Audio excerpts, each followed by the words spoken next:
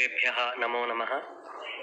शारदा शारदाम्भोज वदनावतनाम्बुजे सर्वदा सर्वदास्माकं सन्निधिं क्रियात्। सर्वेपि जानन्त्येव भवन्तः कैर्वाण वयम् इत्यस्मिन् समूहे वयं सर्वे मिलित्वा प्रतिदिनं नूतनान् कार्यक्रमान् समायोजयामः। अद्य शनिवासरः। अद्यतन विशिष्टः कार्यक्रमः विशिष्टव्याख्यानम्।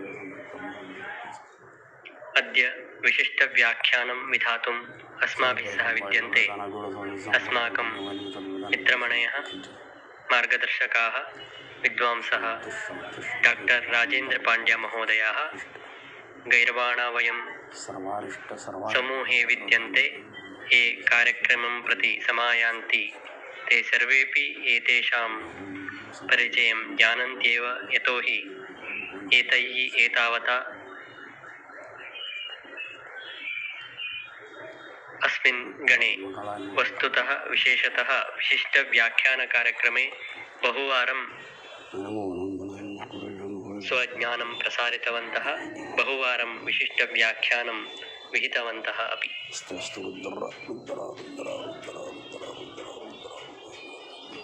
अल्पे समये अपि एते स्वज्ञानप्रसाराय सिद्धाः भवन्ति इति एतेषां वैशिष्ट्यं। यतोहि अद्य मया एते प्रार्थिताः प्रायः 5 वादनानन्तरं सायङ्काले, अथापि ते सिद्धाः भूत्वा अद्यतन विशिष्टव्याख्यानं विधातुं सिद्धाः भवन्निति महद्वैशिष्ट्यम् एतेषां। सर्वदा एते व्याख्यानार्थं सिद्धाः भवन्ति, अस्माकं कृते स्वज्ञानं प्रसारयन्ति, अस्माकं ज्ञानवर्धने कारणीभूताः भवन्ति इति अस्माकं भागधेयम्। अद्य एते विशिष्टव्याख्यानकार्यक्रमे श्रीमद्भागवते प्रथमस्कन्धे निरूपितानां स्त्रीपात्राणां समाजोपयोगिसन्देशः इत्यस्मिन् विषये विशिष्टव्याख्यानं विधास्यन्ति। तानहं सम्प्रार्थयामि। श्रीमद्भागवते प्रथमस्कन्धे निरूपितानां स्त्रीपात्राणां समाजोपयोगिसन्देशः इत्यस्मिन् विषये व्याख्यानं विधाय अस्मान् अनुगृह्णन्तु इति डॉक्टर राजेन्द्र पांड्या वर्याः। शारदा शारदाम्भोज वदना वदनाम्बुजे सर्वदा सर्वदास्माकं सन्निधिं क्रियात्। नमो नमः सर्वेभ्यः। सर्वेषां गुणसदस्यानां स्वागतं व्याहरामि। एवं अद्य प्रदत्त यः विषयः मया चितः तस्मिन् विषये किञ्चित् निवेदयामि। किमर्थं मया अयं विषयः चितः इति प्राक् निवेदयामि। तदनन्तरं विषये साक्षात् प्रविशामि। श्रूयते महोदय? श्रूयते?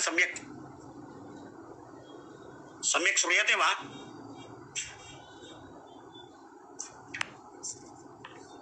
आं श्रूयते महोदय, सम्यक् श्रूयते। अधुना अस्माभिः ज्ञायते मार्च मासस्य 8मदिनाङ्के महिलादिवसः गतः।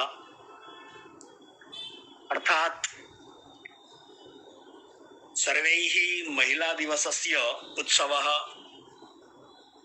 कृतः।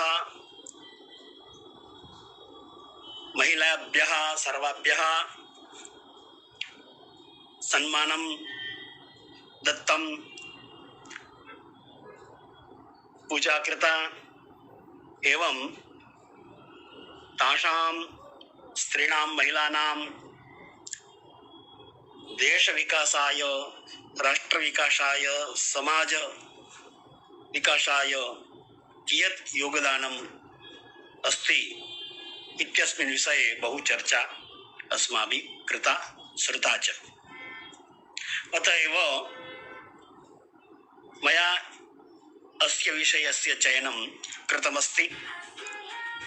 श्रीमद्भागवतस्य प्रथमस्कन्धे स्त्रीपात्राणां वर्णितस्त्रीपात्राणां समाजोपयोगी सन्देशः इति मम विषयः, अर्थात् पुराणान्तर्गत विषयोऽयं मम वर्तते। प्रथमं वयं विचारयामः पुराणस्य लक्षणं किमस्ति। तर्हि पुराणस्य लक्षणं वर्तते यत् सर्गश्च प्रतिसर्गश्च वंशो मन्वन्तराणि च वंशानुचरितं चैव पुराणं पञ्चलक्षणम्। सर्गः अर्थात् सृष्टिः, प्रतिसर्गः सृष्टेः लयः पुनश्च सृष्टिः, वंशः सृष्ट्यादौ वंशावलिः, मन्वन्तराणि के मनवः कदा कदा अजायन्त इति वर्णनानि वर्तन्ते। वंशानुचरितम् अर्थात् सूर्यचन्द्रवंशयोः विस्तृत वर्णनं यस्मिन् वर्तते तदेव पुराणम् इति अस्माभिः उच्यते। अधुना पुराणलक्षणं प्रतिपाद्य श्रीमद्भागवतस्य लक्षणम् अपि प्रतिपाद्यते। यथा यत्राधिकृत्य गायत्री वर्ण्यते यर्थविस्तरः वृत्रासुरवधोपेतः तद्भागवतमीष्यते। अर्थात् गायत्री मंत्रस्य भाष्यं प्रारंभे अन्ते च गायत्री मंत्रस्यैव संपुटित श्रीमद्भागवतं वक्तुम् अस्माभिः शक्यते। सत्यं परं धीमहि एवं अन्तेपि सत्यं परं धीमहि इति आयाति। यत्र वृत्रासुरकथा सम्यक् प्रकारेण वर्णिता तदेव भागवतमस्ति, श्रीमद्भागवतमस्ति। अस्य ग्रन्थस्य भागवतस्य रचना महर्षि व्यासेन महापुराणरूपेण श्रीमद्भागवत महापुराणरूपेण कृता अस्ति। श्रीमद्भागवत संहिता अपि अस्माभिः उच्यते। अत्र पदद्वयम् अस्ति। प्रथमं पदं श्रीमत्, तदनन्तरं भागवतम्। श्रीमत् अर्थात् श्रियायुक्तं, श्रीमत् श्री अर्थात् लक्ष्मीयुक्तः, सौन्दर्यपूर्णः, सुखपूर्णः, तादृश अर्थः श्री इति तस्मिन् अर्थे अस्माभिः स्वीक्रियते। श्रु विस्तारे, श्रणदाने, श्रु हिंसायां, श्रु श्रुत्व श्रवणे, श्री सेवायाम् इत्यादि अर्थयुक्त पंचधातुतः श्री शब्दः समुत्पन्नो भवति। श्रीमत् शब्दस्य पंच अर्थाः भवन्ति। द्वितीय पदमस्ति भागवतम्। भागवतं नाम किं? तर्हि भगवता प्रोक्तम् इति भागवतं वा भगवत इदम् इति भागवतम्। अर्थात् भगवतम् अस्य शब्दस्य अर्थबोध प्राक् भगवान् शब्दस्य अर्थ ज्ञानम् अस्माभिः क्रियते। भगम् अस्ति अस्य इति भगवान्। भगं नाम ऐश्वर्यं, यस्य पार्श्वे ऐश्वर्यमस्ति स एव भगवान्। उक्तं च ऐश्वर्यस्य समग्रस्य धर्मस्य यशः श्रियः ज्ञानवैराग्ययोश्चैव शरणां भग इति ऋणा इति विष्णुपुराणे उक्तमस्ति। अर्थात् षट् ऐश्वर्यं यस्य सविधे वर्तते, षट् संपत्ति युक्तो भगवान् वर्णितः सेव श्रीमद्भागवतम् अस्ति। अधुना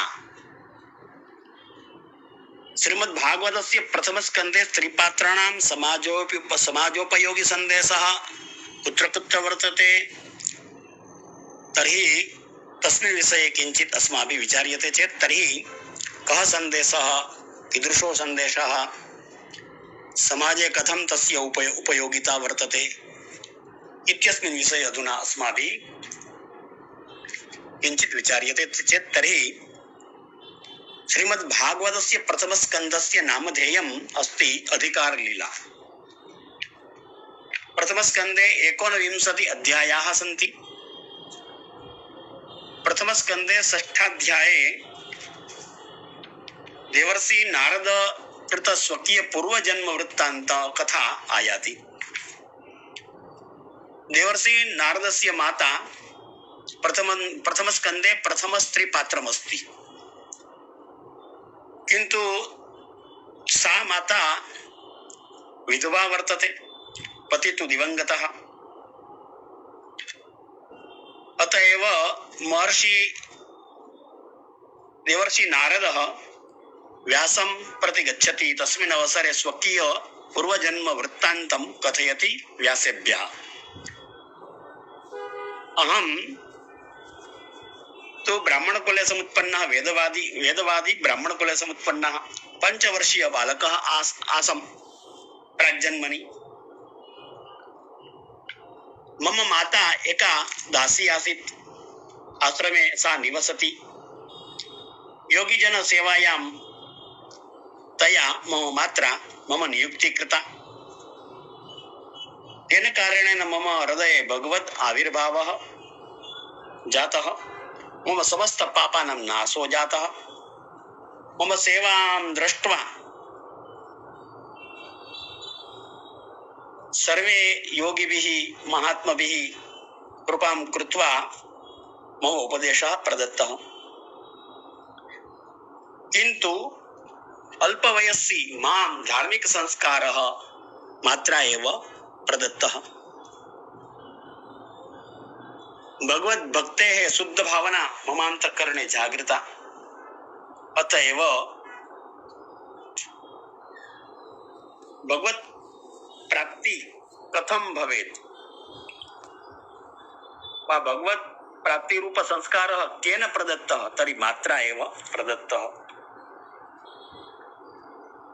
भगवत् सेवा अपि भगवत् ज्ञानमपि मात्रा एव प्रदत्तम्। अतएव अधुना अहं द्वितीय जन्मनि नारदः जातः। मम माता तु दिवंगता सर्पदंशत्वात् एकदा दिवंगता, किन्तु द्वितीय जन्मनि अहं नारदः, महर्षि नारदः अभूवम्। इति हेतो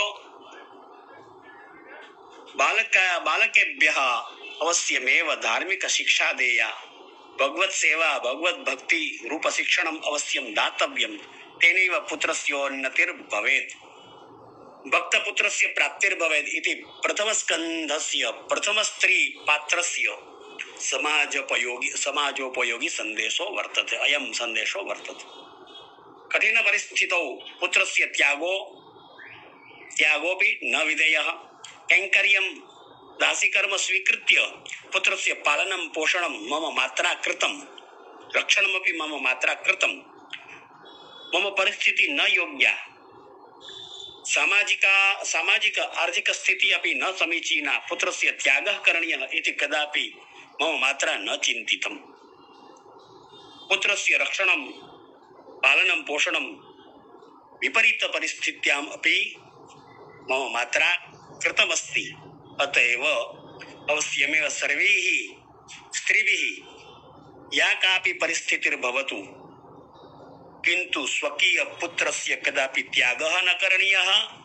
स्वकीय पुत्रेभ्यः अवश्यमेव धार्मिक शिक्षा, भगवत् सेवा, भगवत् भक्ति तादृशम् अवश्यमेव संस्कारादिकं देयम् इति प्रथम नारदेन प्रतिपादितं। स्वकीय मात्रा यत् प्रदत्तं तदेव प्रथम समाजोपयोगी संदेशः। अधुना द्वितीय प्रथम स्कन्धे स्त्रीपात्रमायाति द्रौपदी। द्रौपदी उत्तमोत्तमा नारी आसीत्। सा राजकन्या वर्तते। तासां जीवनं बहु संघर्षपूर्णं वर्तते। संघर्षेऽपि सा स्वगुणानां प्रकटनं करोति। संघर्षे सा विचलिता न भवति। महाभारते पूर्णसभायां दुःशासनेन तस्याः वस्त्राहरणं केशाकर्षणं कृतं। भगवता श्रीकृष्णेन रक्षणमपि कृतम्।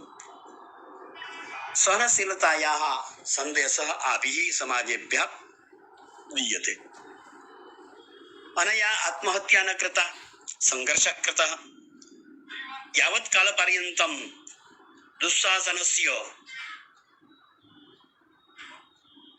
रक्तं केशे न सिञ्चामि तावत् कालपर्यन्तं मम केशसंवरणं न करिष्यामि। तादृशः संघर्षः द्रौपद्याः कृतः। एवं सा पञ्चपुत्राणां माता अपि आसीत्। पञ्चपुत्राणां वधः अश्वत्थाम्ना कृतः। पुत्रमरणत्वात् शोकसागरे सा मग्ना। यथा भागवते उक्तमस्ति, माता शिशूनां निधनं सुतानां निशम्य घोरं परितप्यमाना तदा रुदत्मास्पगलाकुलाक्षी तां सान्त्वयन्नाह किरीटमाली। भर्तृः प्रियं द्रोणिरिति स्म पश्यन् कृष्णासुतानां स्वपतां शिरांसि उपाहरद्विप्रमेव तस्य जुगुप्सितं कर्म विगर्हयन्ति। अर्जुनेन ज्ञातं मम पुत्राणां घातकः अश्वत्थामा वर्तते। अतः तेन किं कृतेन अस्य अश्वत्थाम्नः बन्धनं कृत्वा आनीतः। गुरुपुत्रस्य बन्धनं दृष्ट्वा सा द्रौपदी अतीव खिन्ना जाता। नमस्कारः कृतः, तथापि एवं कीदृशी तस्याः उदारता वर्तते। शीघ्रमेव आज्ञा प्रदत्ता यत् अस्य मोचनं कुरु इति। अश्वत्थाम्नः वैरं वैरेण न साम्यति। मुच्यताम् एषः ब्राह्मणो नितरां गुरुः। शीघ्रमेव अस्य मोचनं कुरु। भवतु नाम अनेन मम पुत्रस्य हत्या कृता, पञ्चपुत्राणां हत्या कृता, तथापि अधुना अस्य मोचनं कुरु इति। अत्र द्रौपद्याः पात्रेण कः समाजोपयोगी सन्देशः? तर्हि स्त्रीभिः संघर्षः कर्तव्यः, आत्महत्या न करणीया, वैरं वैरेण न साम्यति। अतः क्षमारूपी शस्त्रम्, उदारतारूपी शस्त्रं स्त्रीभिः अवश्यमेव धारणीयम् इति समाजोपयोगी द्वितीय सन्देशः द्रौपदी पात्रेण अस्माभिः गृह्यते। क्षमा देया, क्षमा करणीया, किन्तु वैरं न धारणीयं, वैरं वैरेण न साम्यति। अयं तु गुरुपुत्रः, अश्वत्थामा गुरुपुत्रः आसीत्। अतएव मुच्यताम् एषः ब्राह्मणो नितरां गुरुः। अयं तु गुरुः ब्राह्मणरूपः, गुरुपुत्रः गुरुमेव। अतएव अस्य बन्धनं न योग्यम्, अस्य ताडनमपि न योग्यम्, अस्य हत्यापि न योग्या इति। एतत् शीघ्रमेव अस्य मोचनं कुरु। एवं भवतु नाम अनेन बहु घोर अपराधः कृतः, पञ्चपुत्राः मारिताः मम, किन्तु तथापि अस्य मोचनं कुरु इति। कीदृशी क्षमा शीलरूपा मूर्ति इयं द्रौपदी वर्तते। अतएव स्त्रीभिः अवश्यमेव क्षमा रूपं शस्त्रं धारणीयम्, एवं वैरं कदापि न धारणीयम् इति द्वितीय समाजोपयोगी सन्देशः। अधुना प्रथमस्कन्धस्य तृतीयं स्त्रीपात्रं वर्तते। अभिमन्योः पत्नी उत्तरा। उत्तरा तु गर्भवती आसीत्। पाण्डववंशनाशार्थम् उद्युक्तः अयम् अश्वत्थामा। अश्वत्थामा एतादृशः वर्तते, पाण्डववंशानां नाशं कर्तुम् अयम् उद्युक्तः। प्राक् तु पञ्चपुत्राः मारिताः, तथापि क्षमा प्रदत्ता। तदनन्तरं या उत्तरा आसीत्, तस्याम् उत्तरायां यः गर्भः, तस्य गर्भस्य नाशं कर्तुम् अयम् अश्वत्थामा उद्युक्तः। अश्वत्थामा उत्तरया ब्रह्मास्त्रम, उत्तरया गर्भनाशार्थम ब्रह्मास्त्रम त्यक्तम मुक्तम वा। ब्रह्मास्त्रम विलोक्य उत्तरा उद्विग्ना जाता, भयभीता जाता, ओहो ब्रह्मास्त्रम आगतम, इदं ब्रह्मास्त्रम मम पुत्रस्य अवश्यमेव नाशं करिष्यति इति विचिन्त्य भगवतः श्रीकृष्णस्य शरणे सा गता। एवं भगवता श्रीकृष्णेन स्वसुदर्शन चक्र द्वारा उत्तरायाः गर्भरक्षा कृता वर्तते। उक्तमस्ति भागवते, पाहि पाहि महायोगिन् देवदेव जगत्पते, नान्यं यदभयं पश्ये यत्र मृत्यु परस्परम्, अभिद्रवति मामीश सरतप्ता यशो विभो, कामं दहतु मां नाथ मामे गर्भो निपत्यताम्। अधुना अस्याः उत्तरायाः समाजोपयोगी सन्देशः कः वर्तते? तर्हि स्त्रीभिः नारीभिः अवश्यमेव गर्भस्य रक्षा कर्तव्या, गर्भपातः न विधेयः, स्वकीय वंशस्य वृद्धिः अवश्यमेव करणीया, गर्भ परीक्षणमपि न कर्तव्यं, गर्भपातोऽपि न विधेयः। शास्त्रे लिखितमस्ति, प्रजातन्तुं मा व्यवच्छेत्सीः। तादृशः समाजोपयोगी सन्देशः तृतीय त्रिपात्रेण प्रथमस्कन्धे उत्तरा रूपेण प्रदत्तमस्ति यत् कदापि गर्भपातः न विधेयः, गर्भस्य रक्षा अवश्यमेव करणीया, प्रजातन्तोः छेदनं न कर्तव्यं, वंशवृद्धि अवश्यमेव करणीया। भवतु नाम गर्भ परीक्षणमपि न कर्तव्यं, पुत्री वा भवेत् पुत्रो वा भवेत्, यः कोऽपि भवतु, किन्तु अवश्यमेव परीक्षणमपि न कर्तव्यम्, अवश्यमेव रक्षा येन केन प्रकारेण गर्भस्य करणीया इति। उत्तराया यथा गर्भरक्षा कृता तथैव भगवतः शरणे गत्वा प्रार्थनां कृत्वा स्वकीय गर्भस्य रक्षा अवश्यमेव करणीया। अधुना प्रथमस्कन्धस्य चतुर्थं स्त्रीपात्रम् आयाति। अस्माभिः ज्ञायते श्रीमद्भागवते तृतीय स्कन्धे भगवतः ब्रह्मणः शरीरात् एव एकः पुरुषः समुत्पन्नः, एका स्त्री समुत्पन्ना। कारणं किं? कारणं भगवता ब्रह्मणा सृष्टेः निर्माणार्थं बहु यत्नः कृतः। तेन ब्रह्मणा सृष्टिरचिता, प्राक्तु मानसिक पुत्राणाम् उत्पत्तिर्जाता, यथा सनत्कुमारादीनां नारदादीनां, किन्तु तदनन्तरम् अन्येपि पुत्राः समुत्पन्नाः, मानसिक पुत्राः समुत्पन्नाः, किन्तु ते सर्वे सन्यासिनः अभवन्। ते सर्वे पुत्राः संसारे न गताः, ब्रह्मचारिणः केचन सञ्जाताः, सनत्कुमारादयः। अतएव सृष्टेः विकासो न जातः।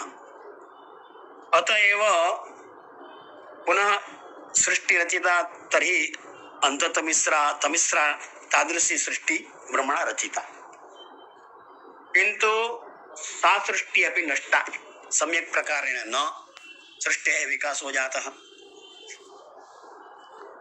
अतएव ब्रह्मणा विचारितम् अधुना किं कर्तव्यम्। विचारमग्नः ब्रह्मा आसीत्। तस्मिन् अवसरे ब्रह्मणः शरीरात् द्वौ भागौ स्तः।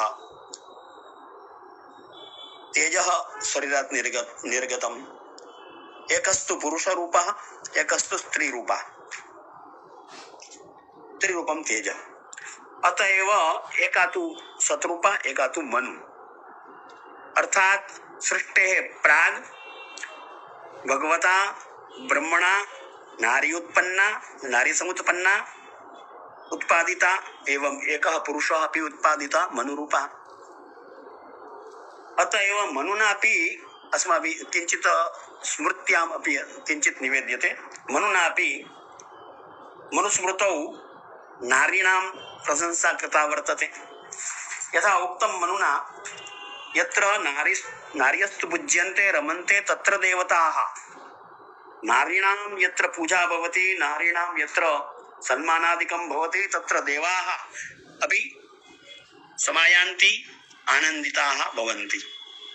एवं मनुना मनुस्मृत्यां स्त्रीमहत्त्वविषये उक्तमस्ति। यथा न गृहं गृहमित्याहुः गृहिणी गृहमुच्यते, गृहिणी रहितं गेहम् अरण्यं सदृशं मतम्। वृक्षमूलेऽपि दयिता यत्र तिष्ठति तद्गृहं, प्रसादोऽपि तया हीनः महारण्यसमः स्मृतः।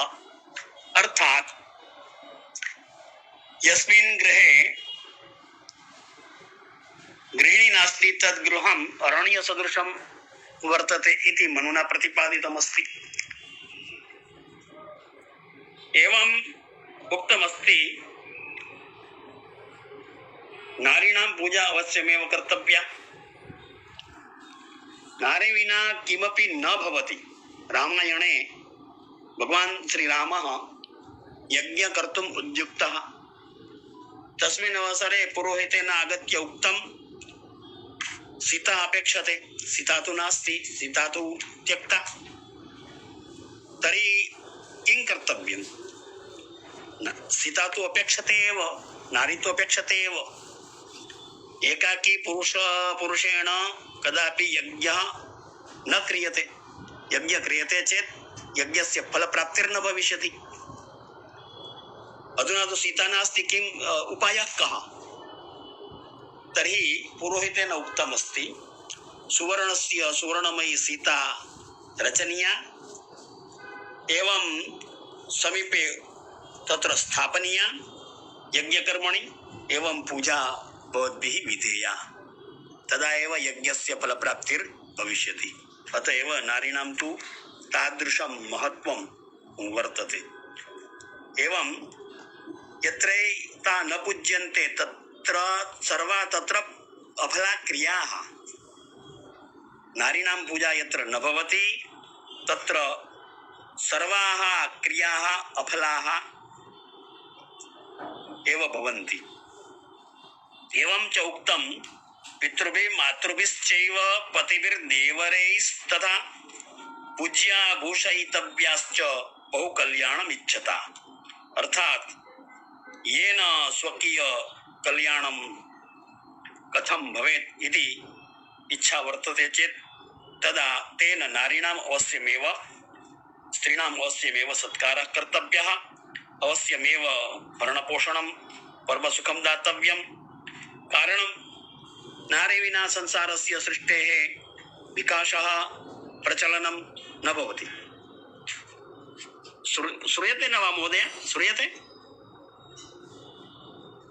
प्रशांत महोदय श्रूयते न वा? श्रूयते? आं श्रूयते। आमाम्। अत एव अवश्यमेव नारीणाम् अवश्यमेव सत्कारादिकं कर्तव्यं, कल्याणादिकं नारीणां कर्तव्यम्। एवं नारी विना गृहस्थाश्रमस्य महत्त्वमेव नास्ति। अरण्यरूपं गृहम् इति उक्तमस्ति। अधुना चतुर्था या स्त्रीपात्रं वर्तते तस्याः चर्चां वयं कुर्मः। प्रथमस्कन्धस्य चतुर्थं स्त्रीपात्रम् आयाति माता कुन्ती। तर्हि कुन्ती तु एतादृशी नारी वर्तते। महाभारते अपि वर्तते, श्रीमद्भागवतेऽपि वर्तते। सर्वत्रैव माता कुन्त्याः तु उल्लेखो विद्यते एव, पुराणेषु सर्वत्रैव। तया कुन्त्या स्वजीवने बहु दुःखम् अनुभूतं। कारणं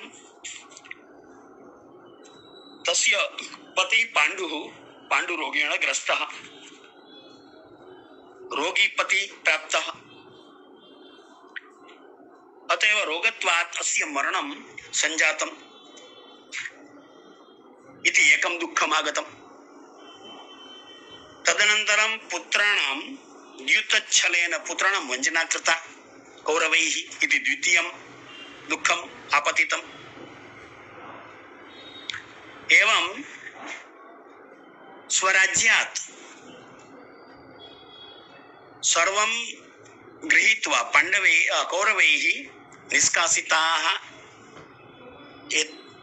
पुत्राणां निष्कासनम् एव कृतं कौरवैः।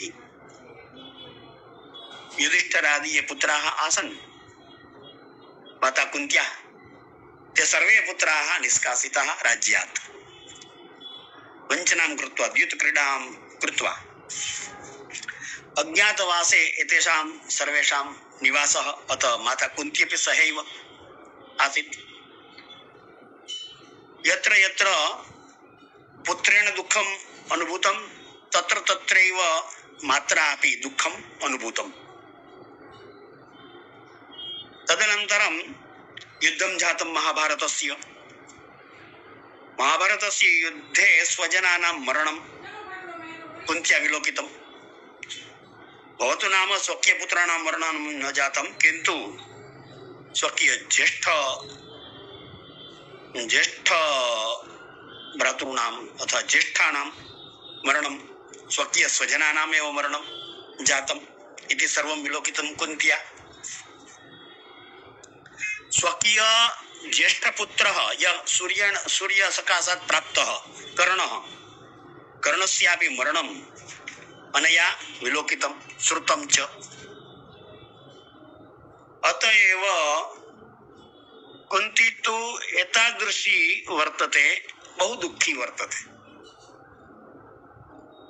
प्रथमस्कन्धे स्त्रीपात्रं यत् कुन्त्यारूपं वर्तते तत्तु बहु दुःखी वर्तते। स्वजीवने कुत्रापि सुखमेव अनया न अनुभूतं, न सुखं कुत्रापि अनेन विलोकितं। पदे पदे सर्वत्रैव दुःखम् एव अनया कुन्त्या अनुभूतमस्ति। अतएव दुःखस्य स्मरणं न कृतं, सर्वत्रैव दुःखस्यैव स्मरणं सर्वत्रैव कृतम्। अतएव दुःखं यदा यदा आगतम्, अतएव दुःखी मानवः किं करोति? दुःखी मानवः भगवतः बहु जपादिकं स्मरणादिकं करोति। अतएव कुन्त्या भगवतः श्रीकृष्णस्यैव स्मरणं कृतं, दुःखस्य स्मरणं न कृतम्। अर्थात् स्वहृदये श्रीकृष्णं प्रति दृढ भक्तिधारिता स्थापिता, भगवतः श्रीकृष्णस्य स्मरणं विस्मरणं मा भवेत् इति हेतोतया भगवतः श्रीकृष्णस्य एव चिन्तनम् आजीवनम् अनया कुन्त्या कृतम्। अन्ते प्रथमस्कन्धे कथा वर्तते। भगवान् श्रीकृष्णः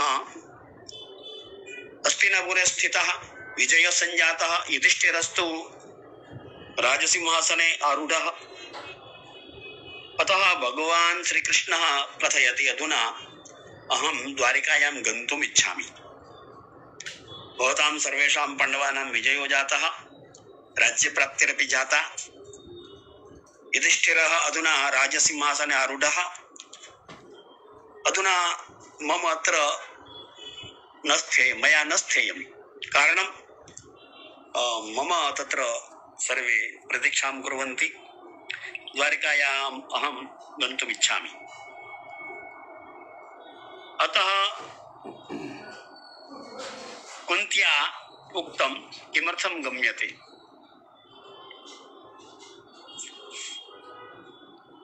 त्वया द्वारकायां न गमनं कर्तव्यं। तस्मिन् अवसरे कृष्णेन उक्तं, मा किम् अपेक्षते? त्वं किम् इच्छसि? माता त्वं किम् इच्छसि? तस्मिन् अवसरे कुन्तिना किं याचितं भगवता श्रीकृष्णस्य सकाशात्? भगवतः श्रीकृष्णस्य सकाशात् अनया कुन्त्या दुःखं याचितं। मम संपूर्ण जीवने दुःखमेव आपतितमस्ति। संपूर्ण जीवने मम पदे पदे जीवने दुःखमेव मया अनुभूतं, दुःखमेव मया दृष्टम्। इति हेतु हे कृष्ण, अधुनापि दुःखम् एव देहि इति अनया कुन्त्या दुःखं याचितं। न कोऽपि दुःखम् इच्छति। संसारे कः एतादृशी स्त्री वर्तते वा पुरुषः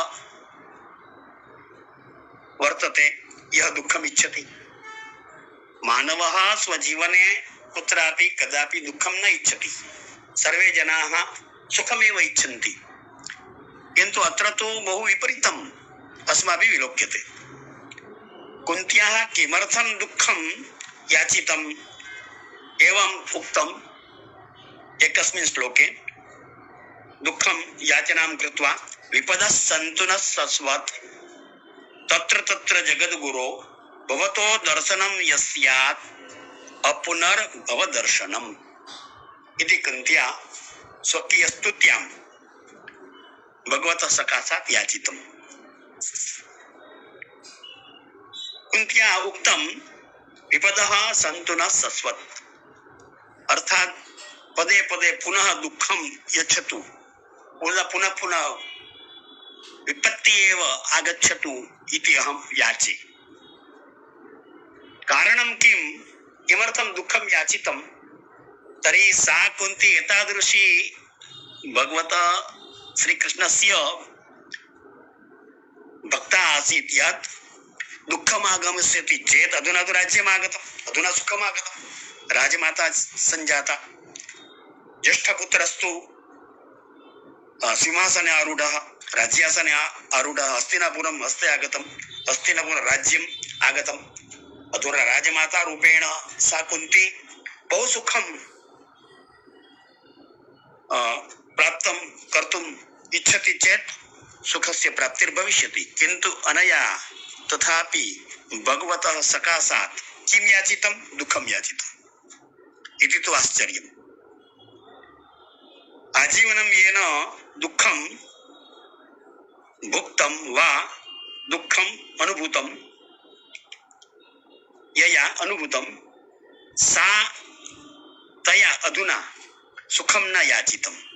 अधुना सुखम् आगतं तथापि दुःखं याचितम्।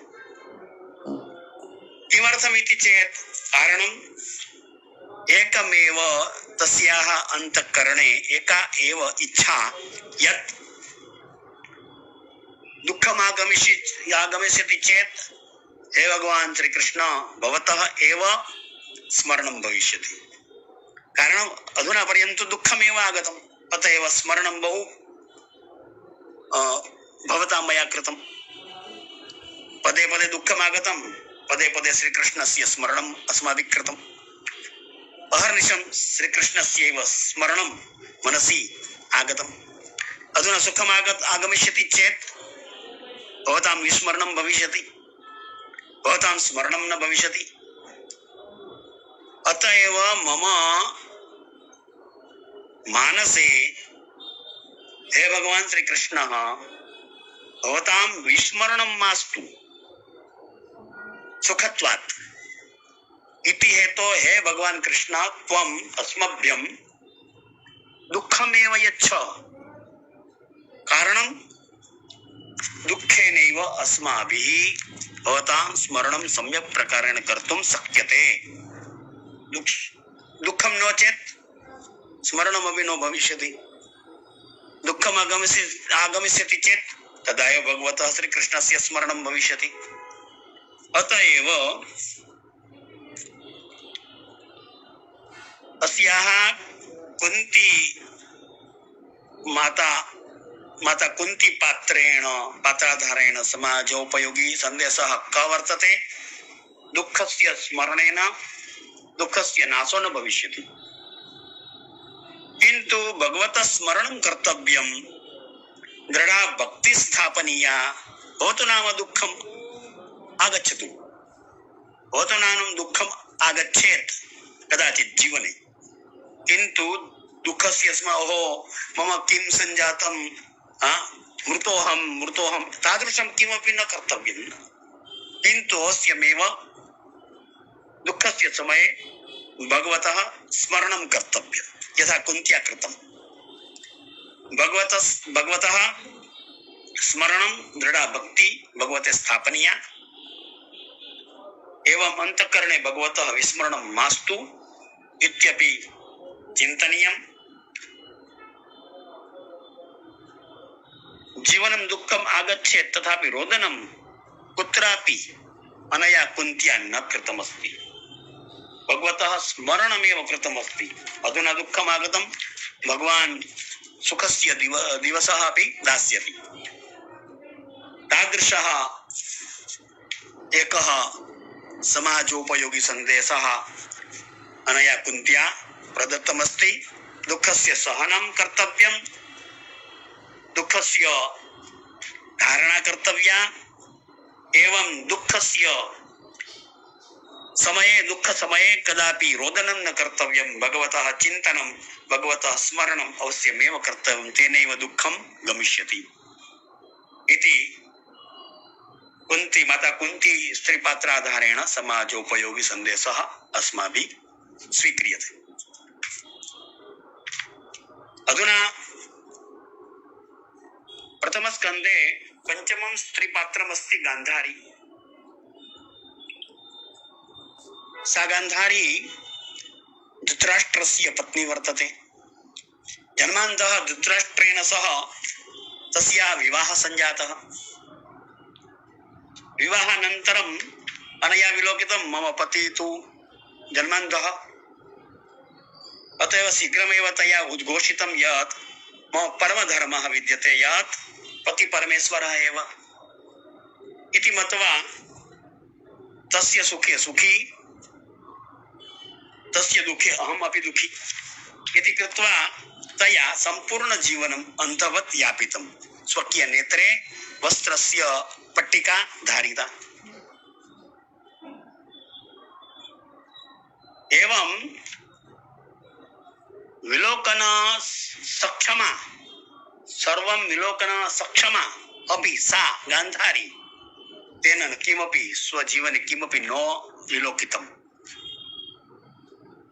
यथा पति अंधः, पतेः या दशा तादृशी दशा ममापि भवतु इति पति परमेश्वर मत्वा अनया स्वकीय नेत्रे सति अंधवत् आचरणम् अनया कृतम्। अतएव अधुना कः समाजोपयोगी सन्देशः गान्धारी स्त्री पात्रे अस्माभिः कः सन्देशः गृह्यते तर्हि पति सर्वाभिः स्त्रीभिः पतिव्रतं धारणीयम्। पतिव्रतेन स्थेयं। भाग्येन पतिरूपेण यः पुरुषः समागतः अस्माकं जीवने स एव स्वीकरणीयः। अधुना एतादृशः प्राप्तः किं कर्तव्यं, तादृशः किमपि रोदनं न कर्तव्यं। भाग्ये यदस्ति तत् प्राप्तम्। अतएव अयं तु खल्वाटः मम पतिः वर्तते, तादृशः वर्तते, लघु ह्रस्वः दीर्घः, यः कोऽपि यत् किमपि प्राप्तं, यः किमपि अस्माकं भाग्ये यत् आसीत् तत् प्राप्तम्। अतएव तथापि पति परमेश्वर रूपेण तस्य पतेः स्वीकारः कर्तव्यः। एवं तस्य पतेः सेवा कर्तव्या। अधुना वर्तमान समाजे विवाह विच्छेदस्य अत्यधिक समस्या दृश्यते। सा समस्या स्वयमेव यदि तादृशम् अस्माभिः स्वीक्रियते यथा गान्धारिणा स्वीकृतं, तादृशं यदि जीवने नारी वा स्त्री स्वीक्रियते चेत् तदा कदापि सा समस्या न आगमिष्यति विवाह विच्छेदस्य। स्वयमेव सा समस्या नष्टा भविष्यति। अतएव तादृशः गान्धारी स्त्री पात्रत्वात् अस्माभिः एकः समाजोपयोगी सन्देशः प्राप्यते यत् पतेः सुखम् अस्ति चेत् अहमपि सुखी, पति दुःखी अस्ति चेत् अहमपि दुःखी। पति परमेश्वर रूपेण स्वीकर्तव्यः। यत्किमपि भाग्ये अस्माकं भाग्ये यत्किमपि अस्ति तदेव आगतमस्ति इति मत्वा सेवा कर्तव्या, सेवा शुश्रूषा कर्तव्या। एवमेव गृहस्थाश्रमस्य पालनं पोषणं रक्षणं च कर्तव्यम्। तादृशः समाजोपयोगी सन्देशः गान्धारी स्त्रीपात्रत्वात् अस्माभिः प्राप्यते। अनेन प्रकारेण अधुना पुत्रमोहान्धत्वात् राष्ट्र पक्षपातं करोति, तस्मिन् अवसरे गान्धारी मार्गदर्शनमपि करोति। यदा यदा धृतराष्ट्रः पक्षपातादिकं करोति, धृतराष्ट्रः तु पुत्रमोहान्धः, अतः एव दुर्योधनः यत्किमपि कथयति तत्सर्वम् ओमिति उच्यते। अतः एव तस्मिन् अवसरे गान्धारी मार्गदर्शनमपि करोति। पत्न्या कर्तव्यमस्ति यत् पतेः मार्गदर्शनमपि कर्तव्यम्। पतिः कदाचित् विपरीतमार्गे गच्छति चेत् तदा यथा गान्धारी धृतराष्ट्रेभ्यः मार्गदर्शनं करोति, भवान् तु पुत्रमोहान्धः, किमर्थं दुर्योधनस्य या कापि योजना वर्तते अनुमोदनं किमर्थं क्रियते भवद्भिः? न कर्तव्यम् अनुमोदनं, दातव्यं पाण्डवेभ्यः ग्रामादिकं सर्वं भागादिकं, किन्तु तथापि मार्गदर्शनं करोति गान्धारी सर्वथा। अतः एव द्वितीयमपि गान्धारी स्त्रीपात्रत्वात् द्वितीयमपि समाजोपयोगी सन्देशः वर्तते यत् पतिः कदाचित् विपरीतं गच्छति चेत् पत्न्या अवश्यमेव गान्धारीवत् स्वपतेः मार्गदर्शनं कर्तव्यम् इति द्वितीय समाजोपयोगी सन्देशः प्राप्यते। अनेन प्रकारेण श्रीमद्भागवत महापुराणे बहूनि स्त्रीपात्राणि आगच्छन्ति। सर्वेषां पात्राणाम् अध्ययनम् अस्माभिः क्रियते चेत् समाजोपयोगी एका नूतना दिशा उद्घाटिता भविष्यति। केवलं मया तु अत्र प्रथमस्कन्धे या स्त्रीपात्राणाम् आगमनं यानि पात्राणि आगच्छन्ति तानि सर्वाणि पात्राणि स्वीकृत्य महिला दिवसः अधुनैव गतः 8 मार्च मध्ये गतः इति हेतोः स्त्रीपात्राणां समाजोपयोगिता प्रथमस्कन्धे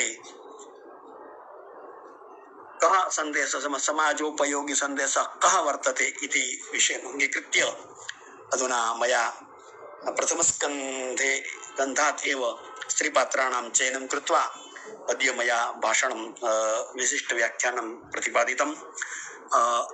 अधुना किञ्चित् समापयामि, कारणं समयस्तु सञ्जातः। प्रश्नोत्तररूपेण अपि किमपि अवसरः चेत् तथापि अस्माभिः विचार्यते।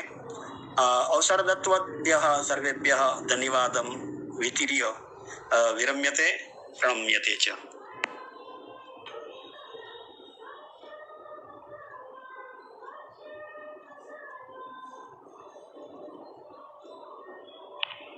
एतावता वयं वदामः यत् महिलादिनम् उपलक्ष्य एव अयं कार्यक्रमः सम्भूत् इति वयं चिन्तयामः। एतावता श्रीमद्भागवते प्रथमस्कन्धे निरूपितानां स्त्रीपात्राणां समाजोपयोगिसन्देशः इत्यस्मिन् विषये बहु सारल्येन विस्तरेण च व्याख्यानं विहितवन्तः डाक्टर् राजेन्द्रपाण्ड्यवर्याः। सम्प्रति प्रस्तुते विषये कोऽपि संशयः अस्ति चेत् चर्चयितुं शक्नुवन्ति श्रोतारः। तत्र हस्तोत्तरचिह्नम् अस्ति, तन्नुदित्वा प्रश्नान् अथवा चर्चार्थम् आगन्तुं शक्नुवन्ति। श्रोतृभ्यः सम्प्रति अवसरं प्रकल्पयामः।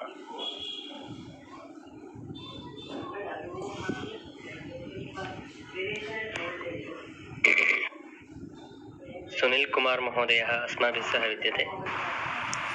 वदतु वदतु। नमो नमः महोदय, बहु सम्यक् उक्तवान् भवान्। मम एक प्रश्न अस्ति। व्याकरणे दोषाः सन्ति तर्हि क्षम्यताम्। अहं पठितवान् दशमे स्कन्धे भागवते भगवतः श्रीकृष्णस्य चरित्रं अधिक निरूपितं। स्त्री पात्राः दशमे स्कन्धं मध्ये गोपी गोप्याः अधिकाः सन्ति। अहं इदानीं कोऽपि महोदयस्य व्याख्यानं श्रुतवान्। सः उक्तवान् गोपी इत्युक्ते गोपी परिभाषा अस्ति गोपी शब्दस्य इन्द्रियाणाम् उपयुज्य कृष्णतत्त्वस्य ग्रहणं। तर्हि वयं अपि जानीमः भागवत पुराण इत्युक्ते भक्ति तत्व अधिका। तर्हि महाभारत हरिवंश पुराणे स्त्री पात्राणां वर्णनं मूल आसीत्। तर्हि भागवत पुराण मध्ये कः भिन्न अस्ति? एतत् मम प्रश्न। अहं चिन्तयामि भवान् अवगतवान्। धन्यवादः। अवगतवान्। हरिवंश पुराण एवं हरिवंश पुराण तु 18 पुराणे तस्य गणना न वर्तते। हरिवंश पुराण तु उपपुराण वर्तते। एवं पुराणानन्तरं पुराणस्य उपपुराणस्य रचना जाता वर्तते।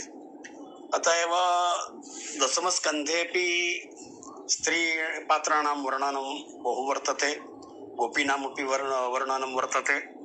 गोपीशब्दस्य वस्तुतस्तु भवद्भिः यदुक्तं तदेव अर्थः वर्तते। गो अर्थात् इन्द्रियः, प अर्थात् पाति। इन्द्रियाणां यः रक्षणं करोति सा एव गोपी। गोपः गोपी। गोप अर्थात् कृष्णस्य भक्तः गोपादयः एवं गोपी अर्थात् कृष्णस्य सेविका एव। अर्थात् कृष्णतत्त्वं केन प्राप्यते? तर्हि इन्द्रियद्वारा प्राप्यते। इन्द्रियस्य रक्षा भवति, तस्मिन् समये भगवान् एव रक्षा करोति।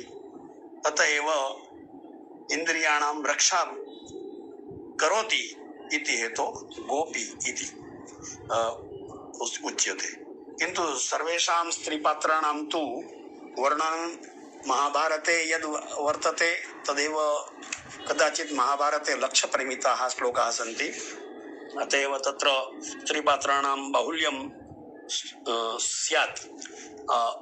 अस्मिन् श्रीमद्भागवते 18,000 श्लोकाः सन्ति इति हेतोः अत्र स्त्रीपात्राणां न्यूनता स्यात्।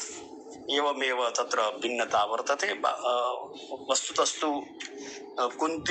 माता कुन्ती महाभारतेऽपि आयाति, हरिवंश पुराणेऽपि कदाचित् आगमिष्यति, एवं श्रीमद्भागवतेऽपि कुन्ती माता आगमिष्यति। द्रौपदी अपि सर्वत्रैव आगमिष्यति, कारणं महाभारतेऽपि द्रौपदी वर्तते, श्रीमद्भागवतेऽपि द्रौपदी वर्तते। उत्तरापि आगमिष्यति, कुन्ती अपि सर्वाः स्त्रियः यथा महाभारत प्राग् महाभारतं वर्तते, वेदानन्तरं महाभारतं।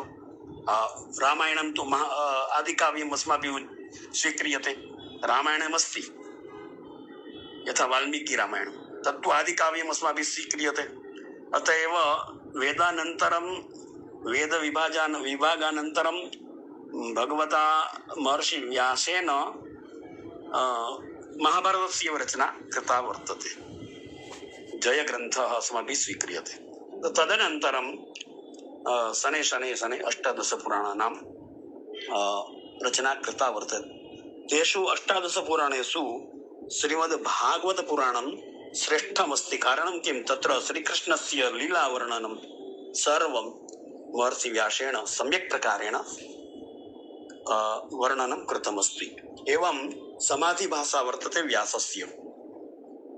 अनेन महर्षि व्यासेन समाधौ एव एतत् सर्वं विलोकितं। प्रथमस्कन्धे एव निरूपितमस्ति। महर्षि व्यासस्य अन्तःकरणे महती वेदना आसीत्। तस्य मनः अतीव खिन्नम् आसीत्। मया 17 पुराणानि रचितानि, तथापि अन्तःकरणे शान्तिर्नास्ति। तस्मिन् एव अवसरे सम्यप्रासकुटीरे नारदः आगच्छति, महर्षि नारद आगच्छति। एवं उपदेशादिकं सर्वं यच्छति। स्वकीय पूर्वजन्म वृत्तान्तमपि निवेदयति। निवेदनं कृत्वा भवान् व्यासः कथयति, मम अन्तःकरणे अधुना आनन्दः नास्ति, खिन्नता वर्तते, अहं दुःखी अस्मि। एतादृशं सर्वं मया कृतं, वेदस्य विभाजनं कृतं, 17 पुराणानि अपि रचितानि, किन्तु तथापि मम अन्तःकरणे अधुना आनन्दस्य प्राप्तिर्नास्ति, सन्तोषो न जायते। अतएव भगवता महर्षिणा नारदेन उक्तं, भवान् भगवतः श्रीकृष्णस्य वर्णनं, लीलायाः वर्णनं करोतु, तेनैव भवताम् अन्तःकरणे आनन्दस्य प्राप्तिर्भविष्यति। तादृशः उपदेशं दत्वा नारदः निर्गतः। तस्मिन् अवसरे व्यासेन समाधि गृहीता। समाध्यां यत्किमपि विलोकितं तत्सर्वं श्रीमद्भागवतरूपं लिखितं, भागवतं लिखितं, तत् एव भागवतं समाधिभाषा इति उच्यते। लौकिकभाषा नास्ति, किन्तु समाधिभाषा वर्तते। अतएव श्रीमद्भागवतस्य भाषा समाधिभाषा वर्तते, अस्माभिः स्वीक्रियते। एवं भगवता श्रीकृष्णस्य वाङ्मयस्वरूपं किमस्ति तर्हि भागवतं श्रीभगवतः श्रीकृष्णस्य वाङ्मयस्वरूपम् अपि अस्माभिः स्वीक्रियते। धन्यवादः। धन्यवादः।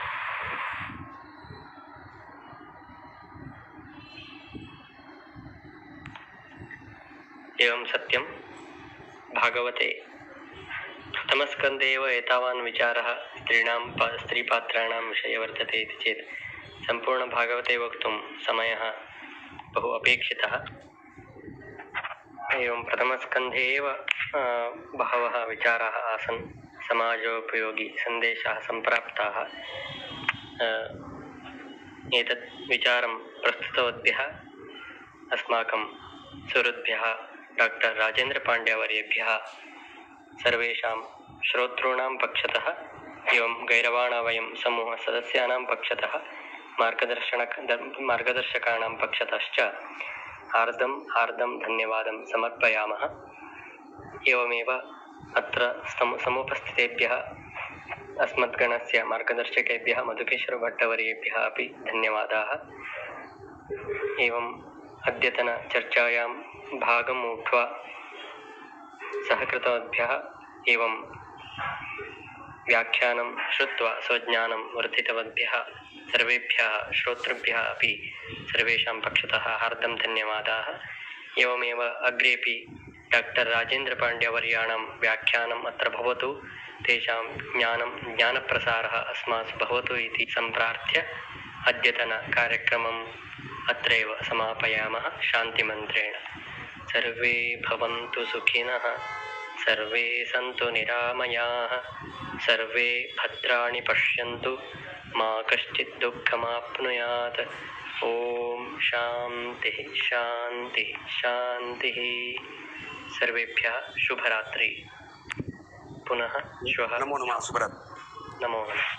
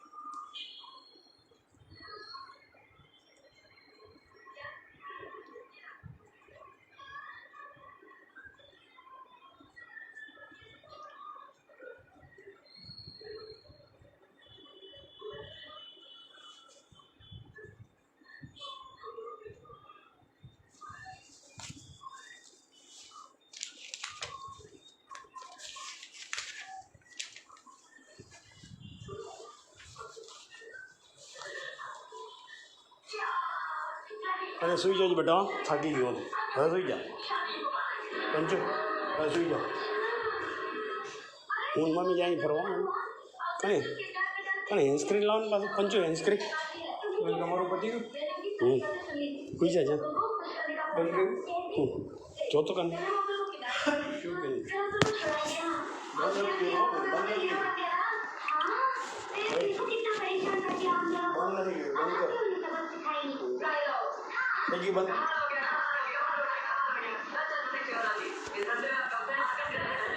नमो गुरुभ्यः सर्वेभ्यो नमो नमः। बंद कर बंद गैर्वाणा